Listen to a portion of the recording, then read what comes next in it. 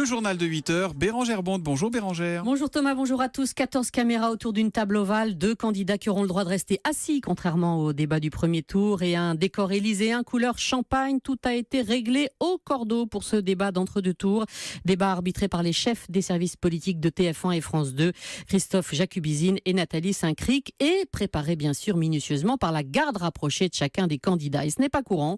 Leurs proches ont accepté de nous raconter sur Europe 1 les forces et faiblesses de chacun. On commence avec Emmanuel Macron, Sébastien Krebs. Tous ses proches le disent, quand il s'agit de débattre, Emmanuel Macron est un combattant, toujours précis, jamais à court d'arguments, pointe le communicant Robert Zarader, qui l'a rencontré alors conseiller de François Hollande. Il challenge tout, c'est-à-dire qu'il met au défi aussi bien un ami que le président de la République. Cette détermination absolue de démonstration, les choses ne sont pas blanches ou noires, bonnes ou mauvaises, il faut qu'elles soient faisables. Mais attention, témoigne l'un de ses amis, ne pas réussir à convaincre peut devenir pour lui une frustration qu'il vit mal. Un caractère forgé très jeune. Souvenir de son ancien directeur de collège à Amiens, Marc de Fernand. Je crois qu'il n'aime pas recevoir de leçons. Une fois qu'il a élaboré une idée, il ne veut pas qu'on crache dessus. L'exercice de ce soir sera donc probablement désagréable tant il déteste tomber dans le simplisme. Mais ce match est aussi symbolique. Ses camarades de l'ENA s'en souviennent bien. En 2002, après le 21 avril, le combat contre le FN a été l'un des moteurs de son engagement. Sébastien Krebs, dans le camp d'en face à présent, force et faiblesses de Marine Le Pen dans cet exercice si particulier du débat. L'enquête de Sandrine Prioul. Ses atouts, une très bonne mémoire, le travail des fiches, bref,